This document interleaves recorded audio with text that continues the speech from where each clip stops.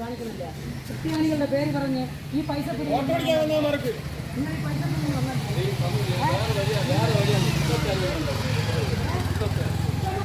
യേശുക്രിസ്തുവിനെ ഒറ്റിക്കൊടുത്ത കുറെ എണ്ണ കള്ളന്മാര് പാത്രം നിറഞ്ഞ കുപ്പായി തൊട്ട് ബൈബിൾ 21, 36, 72 എല്ലാവരും പോയി. ഇവരുണ്ടാ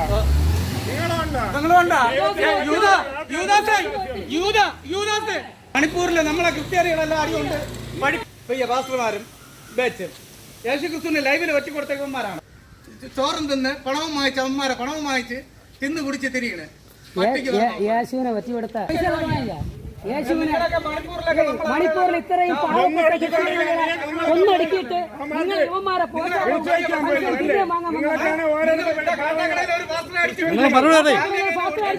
മറുപടി പറയും